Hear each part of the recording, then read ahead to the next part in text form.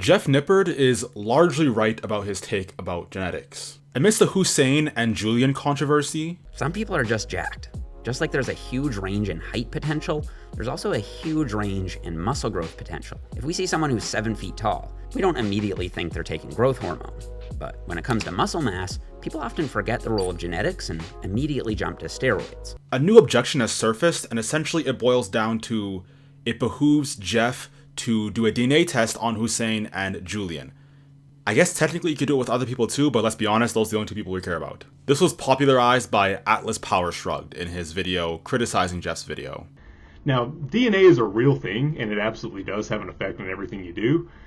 But when was the last time you saw somebody in the fitness industry actually take a DNA test to determine what their genetics for muscle building are? Never.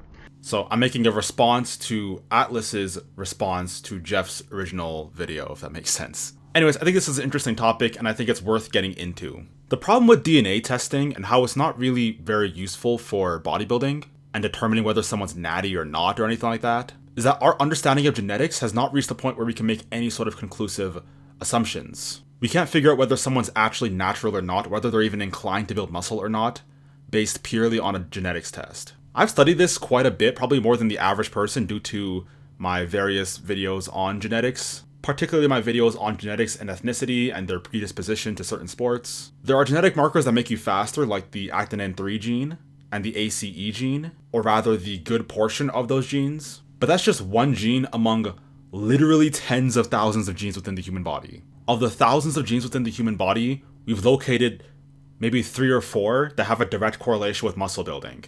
When in reality, there's actually a whole constellation of genes and genetic patterns that predisposes you towards building muscle or building less muscle. And frankly, right now, we have very little, if not any idea how it even works. We are so laughably far away from understanding how genetics plays into building muscle that we don't even know how far we actually are. That's the funny part about this. We don't even know what we don't know because we're so far away. So it will be a complete and utter waste of time to test these guys for their genetics if they carry, 1 or 2 of the things that we found out plays a role in building muscle. Because in the grand scheme of things, those 2 or 3 things that we can find are very insignificant. To give you some perspective, we're not even fully sure what genes make you taller. Granted, we're a lot further with this than we are with muscle building, but we still aren't actually 100% sure what genes will make you taller and what genes won't make you taller. And your height is much more simple than muscle building. It's also much more simple to keep track of. Much more simple to measure as well. We don't know what genes make you an introvert, make you conscientious, make you agreeable, predict mental illnesses, predict learning disabilities. Despite the high demand, we still have no idea what genes even predict your IQ. All we know is that if one or both of the parents have it, then there's a high likelihood that the kid will have it. And even then, it's not even completely true. There's many examples of parents who aren't tall themselves, who end up having a kid who's much taller than both of them. Likely because the genetics of their mom and dad merged and harmonized in such a way to be greater than the sum of its parts. Height is polygenetic, meaning hundreds of genes contribute to it. Even if both parents are of average height, they may contain hidden tall genes that didn't express in them individually, but when they combined, they ended up expressing in the child. For example, both of Michael Jordan's parents are under 6 feet tall. The dad is 5'9", the mom is 5'5". Yet Michael Jordan is 6'6". Let's create a similar situation to Jeff's video, only in another department. Just so I can show you how unreasonable it is to ask for a genetics test. Let's say we had a bunch of people take a mental aptitude test, and this was like a televised show, or maybe just a YouTube video like Jeff did. And secretly we had that one kid from Singapore who has an IQ of like 250 or something, and that one black kid who graduated high school when he was like 15 recently. Then we have some pretty smart guys, but nobody that's super crazy. The black and Singaporean kid are gonna dominate everything. Maybe people are going to say they cheated because it's not possible to be that intelligent. Would doing a DNA test help here? No, probably not. Maybe we'll find a couple of things that would imply that they might be of a higher IQ, but none of it will be definitive or anything.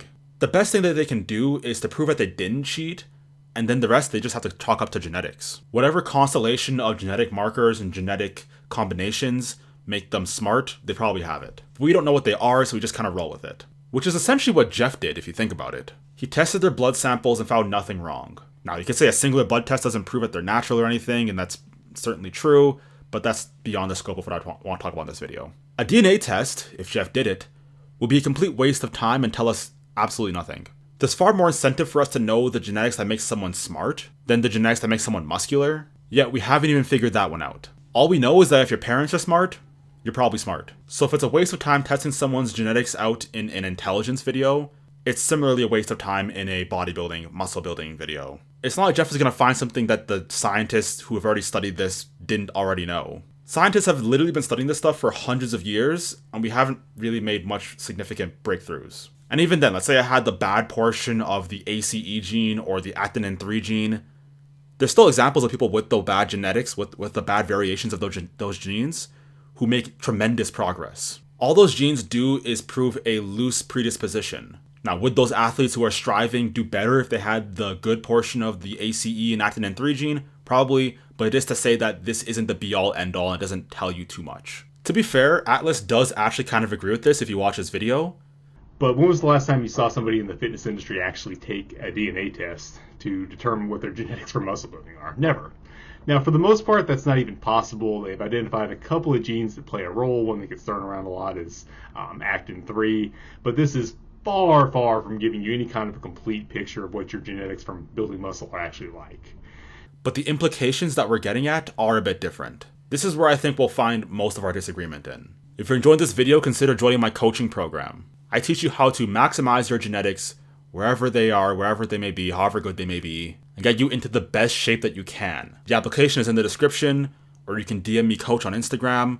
Alright, back to the video. Next, I've heard that people say that we don't know that much about training, yet Jeff so confidently recommends some exercises over other exercises. And, well, first of all, we actually know a lot more about training than we do about building muscle. We know, for example, that the bench press works on the chest muscles. If we correlate that to our understanding about bodybuilding genetics, our understanding of bodybuilding genetics is the equivalent of us not even being sure that the bench press even works on the chest. That it might do it, there's some loose correlation between chest hypertrophy and bench press reps and bench press size and weight, but we're not exactly sure. That's just how poorly we understand genetics. Also, muscle building studies work a lot differently. We can actually test causations, not just find a bunch of correlations. We could test which exercise works better by, for example, doing a within participant study design, wherein one arm does bench press this way, the other arm does bench press that way, or I guess this would be like curls, probably a better example. And then we can measure the effective differences. If this arm grows more percentage points than that arm, then that exercise probably worked better,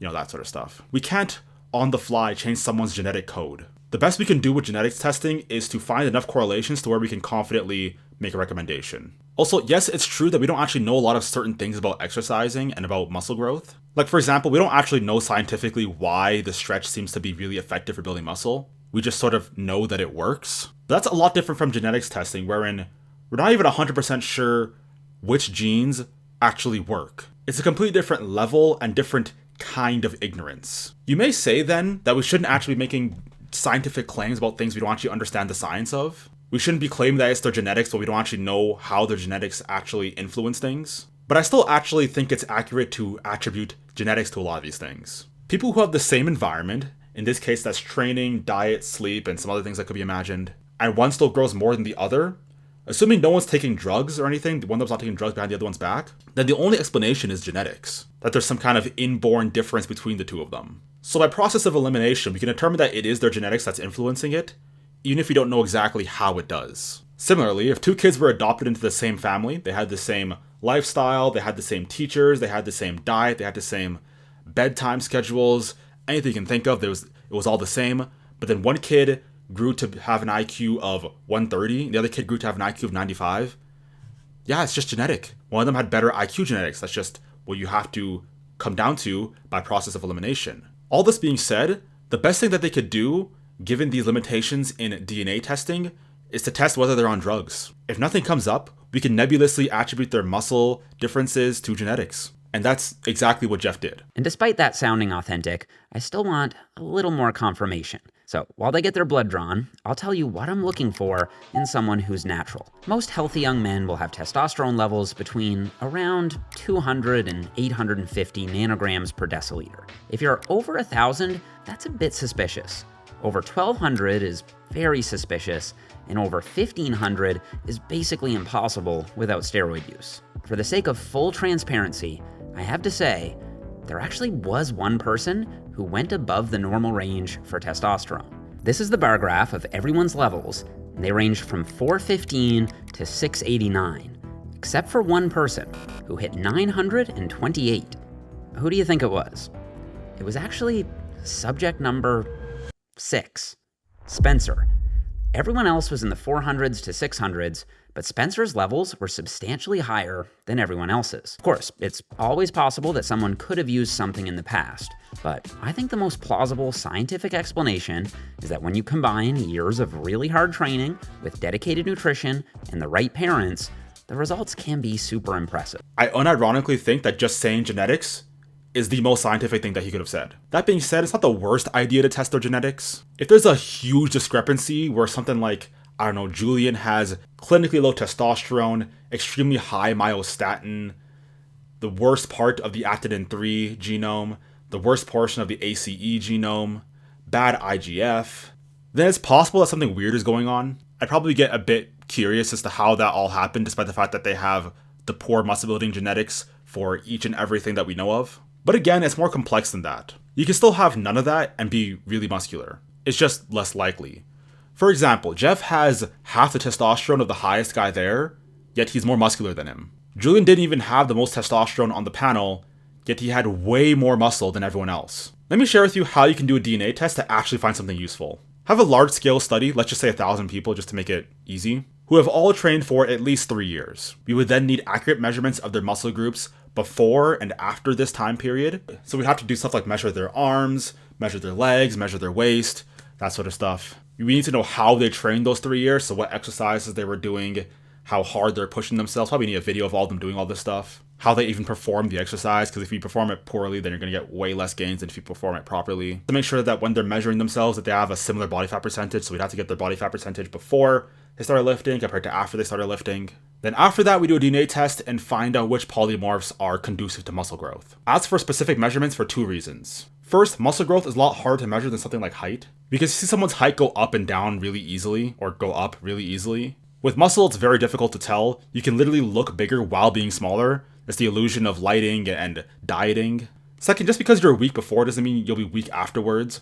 Russell Orkey in his before pictures, you guys hate it when I talk about this. Russell Orkey in his before pictures doesn't look like he lifts at all, doesn't look like he even has a predisposition to gain muscle. But in a couple of years, after training for a while, he looks like a monster. Granted, it's much more common that you look muscular before you start training than you become muscular after you start training. But it's still possible, and that needs to be accounted for. So we either transformation from before and after, so we know which genes prime you to grow once you start training, and what genes make you really big before you even start training. What genes make you muscular from the jump, versus what genes make you sensitive to training. I ask how they train because some people might actually have good genetics but train like trash, and thus their results end up being worse than they otherwise could have been. The training will have to be equalized or at least close for each participant. After doing this, we can see the guys who started off big and started getting bigger, and the guys who started off small and got really big after they started training, and we can check what DNA markers helped them. This is basically impossible because nobody measured themselves this scrupulously, and a lot of people who do have good genetics ended up just taking drugs anyways, making that a variable that sort of messes up the whole thing. You would have to recruit people and then conduct the study yourself, which would cost a lot of money, all for something that probably won't reveal too much anyways. I do agree with Atlas on this final point that he made though. The point is that these are assumptions, and not once in the video does he say anything like, I think I'm right about this, but I've never taken a DNA test and we need more research before we can conclusively prove that things like this are even possible, let alone true for me.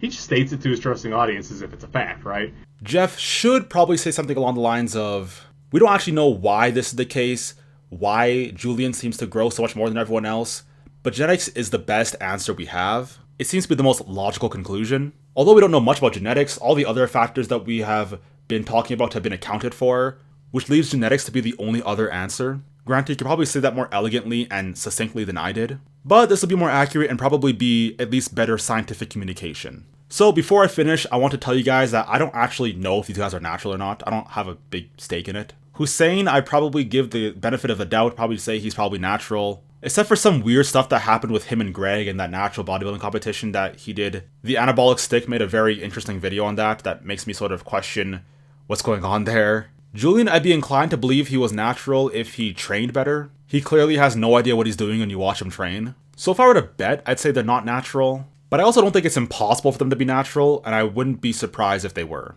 If Ronnie or Phil Heath or Jay Cutler or Chris Bumstead decide to stay natural their whole life, they'd probably look similar to him. They'd probably actually look even better than him, if I'm being honest with you. We would all be calling them fake natties. But the thing is, if you look good on drugs, you probably look good without them too. Take Kai Green, for example. This is what Kai Green looked like in his early 20s when he first started training. He actually won the World National Bodybuilding Competition in his early 20s. If you want to learn more about his natural years and learn more about modern natural bodybuilders, what the top natural physiques can truly look like, click here. And I'll see you next time. Peace.